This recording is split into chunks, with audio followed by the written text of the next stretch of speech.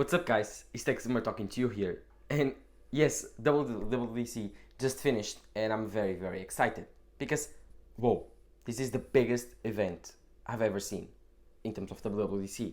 We got amazing software, amazing hardware, and almost everything we were expecting, like the M2 MacBook Air, the M2 Mac Pro, the M2 chip, an amazing redesign to the iOS 16, amazing features that we were asking for the iPadOS 16, a crazy update for macOS in terms of window management, and WatchOS was, well, kind of a good improvement. They added sleep tracking. So yes, this was a jam-packed event and I'm very excited to recap it for you guys. So the event just finished, this video just launched a couple of hours later, so hope you were excited, and if you are, please don't forget to leave a like and subscribe to my channel. I will do even more videos on this event, more in-depth videos on each subject. But today, it's a fast one, it's a quick recap of the event. So, let's begin.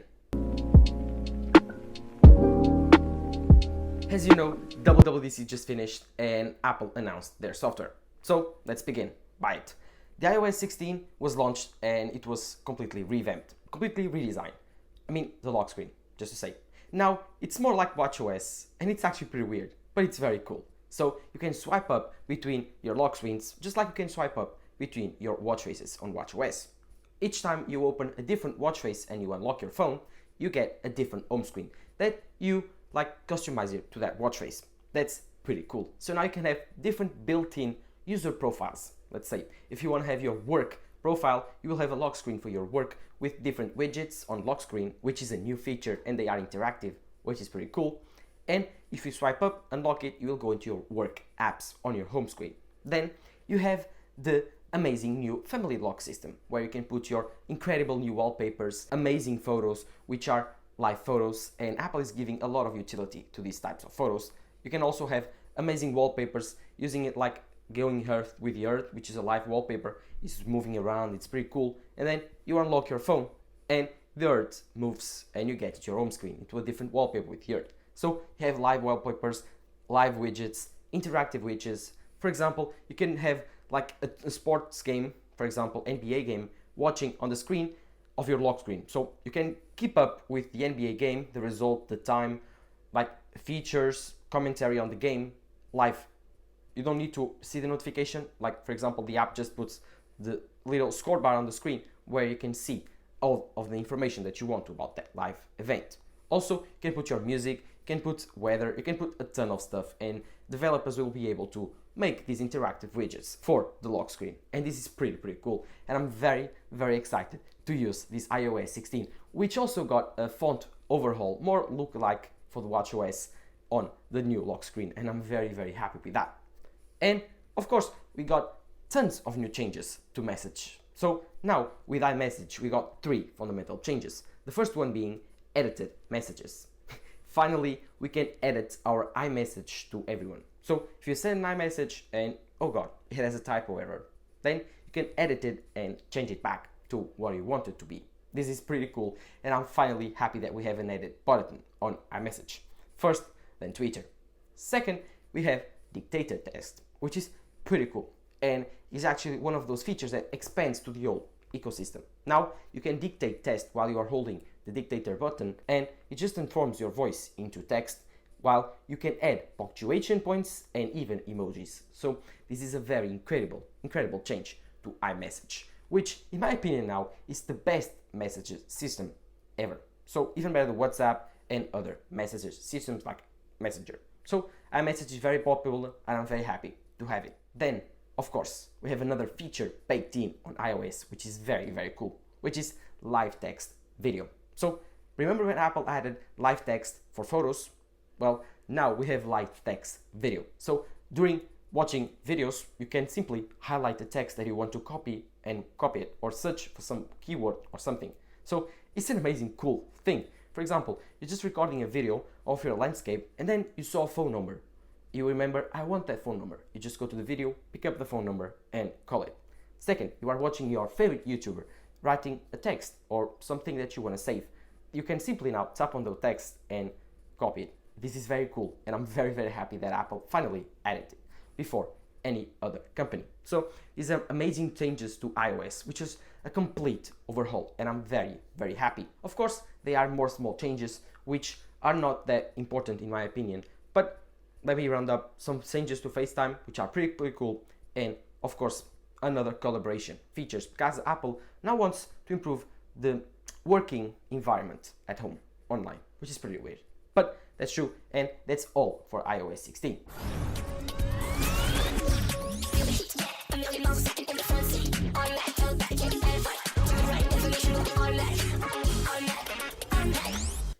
Apple also added a new, complete redesign to their CarPlay, which is pretty awesome. Now, CarPlay will fill up both of the displays, and it's got a complete new UI. It's way more intuitive and practical than other manufacturers' OSs, so I expect them to update it. It's an amazing OS, I love it so much. It has so much more capabilities than before, and in my opinion, it's the most advanced car OS ever. You can see that you have new widgets, new information, amazing things. And of course, now it takes the digital cluster. So it shows you amazing information about your vehicle, your speed, your miles per gallon, your flight duration, and of course the weather. So it's an amazing option. Then Apple went to the WatchOS 9. WatchOS 9 was a very small overhaul. They just added 4 new watch faces, which in my opinion are cool, but they did nothing new with them, and they added new features to workout running. So that's it. That's it for WatchOS 9. Not that much. Like these features, you can have new workout metrics on your Apple Watch. You can change your workout screens on your Apple Watch. There's some cool stuff in it, but it's a WatchOS. Like Apple did more updates to iOS that looks more like WatchOS than doing to the WatchOS. So that's weird. But I guess WatchOS is a minor OS for Apple. One thing that they did, and it was very requested, and I'm very happy they did it, is sleep tracking. Now, with sleep tracking, you can see customizable reports. For example, before, you just added your hours of sleep, hours in bed, and hours slept. Now, you can check your ROM, your RAM, and other custom metrics for your sleep. So you have in-depth sleep tracking. You don't need third-party apps no more. You just need sleep tracking on your Apple Watch from first-party app, the sleep tracking app from Apple. So this is very cool and very, very, very asked for in the Apple community. Then Apple went to macOS, and what did they name it? Everyone was thinking, oh, they will name this certain name or the other name because Apple trademarked it and it's the last one. Well, Apple just completely didn't care, and they just launched macOS Ventura. Yes, macOS Ventura is the new name for macOS, and I like it. I like it a lot. I like the new wallpapers. But what did macOS add that was significant? Because everyone was thinking, oh, Apple just needs to improve the stability of this OS. They don't need a complete overhaul, no new features, just the stability of macOS. And what did Apple do? Well, Apple just completely changed the game and added a complete redesign to your workflow on macOS, calling it the Stage Manager. So now you can stage windows in very different points of the screen. For example, before on the Mac, you can organize your home screen on Windows, just resizing them, just like on a Windows computer. But now you can use the Stage Manager. Stage Manager enables you to have 4 managers on the screen. So you have 4 spaces where you can put different windows. Then you have your main window up there. This is very, very important because you can rearrange windows, you can resize them very easily, and you can refocus your windows. If you want to switch between them, it's very, very fast. It's even faster than before. So this is a very, very cool thing. And later on in the video, you will learn that this will have a huge implication for iPadOS. But keep watching if you want to find out.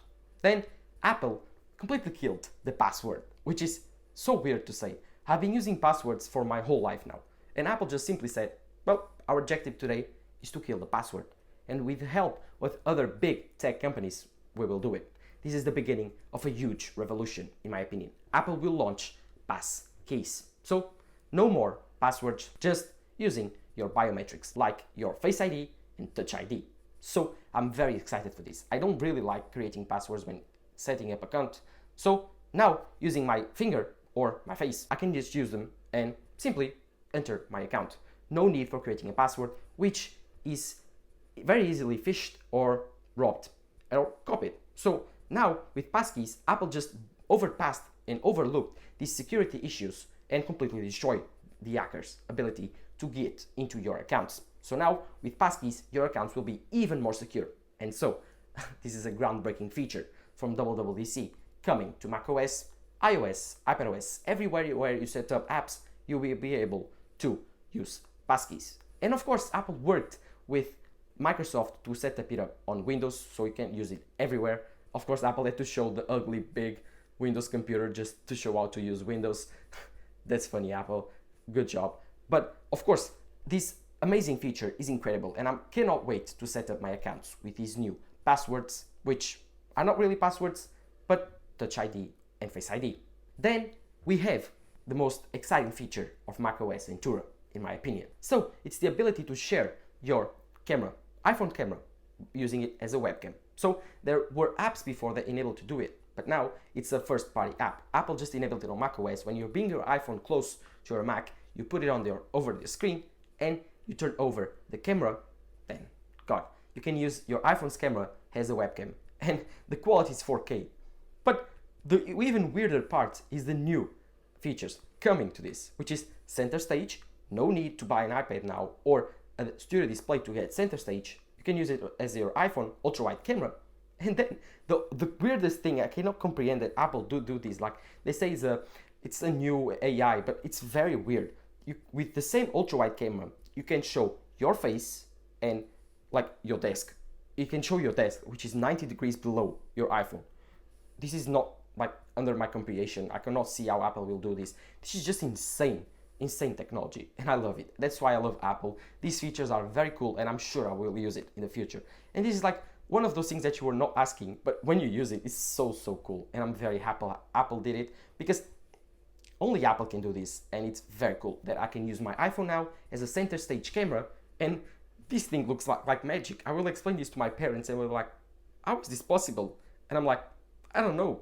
I don't care. It's cool. So yes, I'm very excited for this, guys. And this is one of the biggest features also to come to WWDC. One day, I want some Apple engineer to explain me how they do this. But until that day, we'll just use it and think it's magic. Then we have, of course, iPadOS. iPadOS, God, that system that was hated by 99% of the population using iPads. What did Apple do to fix this? Well, they answer almost all of our prayers and added display support, which is incredible, using Stage Manager. Remember when I said to you that it was important for iPadOS? Now, Stage Manager uses your iPad's display and your external display like a Stage Manager too. For example, you can use Stage Manager on an iPad, you connect a cable, USB-C cable, and you have another Stage Manager on your display. You have your wallpaper, your dock, and your Stage Manager, which just completely overhauls the idea of oversizing windows with your thumb and works very well with touch. So Apple is merging the two web systems. macOS and iPadOS are now merging into each other. iPadOS is more focused on the gaming, easy to use, touch-focused input, and macOS is focused on productivity. But them both over the years are starting to merge up. And so with this new update for iPadOS 16, which finally, 12 years later, added the web app. So now you can use the weather app. Oh my God. This is the biggest thing to come to the iPad since it's first launched. I'm joking. But the weather app came later than a lot of different features, and it's very weird that it took 12 years for Apple to add a weather app to the iPad. Of course, now it's pretty cool. It's like the renders that I showed you in previous videos. It's just like those. Very easy, very customizable, and very cool to see. No calculator app though. You have to wait more years for that. Even 10 if it's needed. But that's iPadOS 16. Amazing features also coming to the Spotlight. Those are also coming to the macOS, and all of the features that I explained to you on the iOS 16 are built in on the iPadOS 16. So yes, all of the ecosystems are coming together, are merging together under a huge ecosystem, which is pretty cool and is even more solidified with new passkeys and features like the share your webcam or share your camera with your Mac, with the iPhone. You have amazing features like share your FaceTime call. For example, you are using your FaceTime call and you can use handoff with your FaceTime call on every other Apple device out there. For example, you are reaching your Mac, you have your answer call on your iPhone. If it comes close to the Mac, you can switch up to the Mac to use a bigger display. And the contrary, if you are using like watching a Zoom class or in a Zoom work meeting on your Mac and you want to leave, because you have something to do very urgent, you can take your iPhone with you and switch it between devices without disconnecting the Zoom call or your FaceTime call. Sorry for that. So yes, this is very, very cool and very, very important for the future of iOS, iPadOS, macOS. They are turning into the big, huge Apple OS, which is very important that those 4 ecosystems, do not forget WatchOS, those 4 ecosystems merge together into something that just works. Simply works.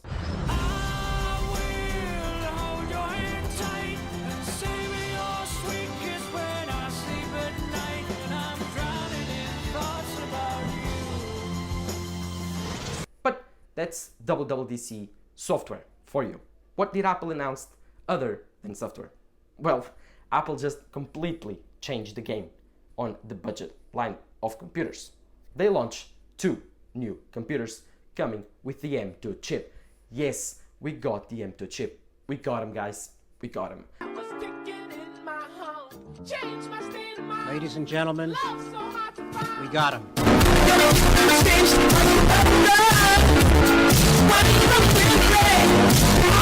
We knew that Apple was launching the M2 MacBook Air, and they just did it. They launched the M2 MacBook Air in these incredible 4 colors: the gold, the silver, the space gray, and a very, very dark blue, like a matte black blue. It's a very weird color, very cool. I would like to see it in person.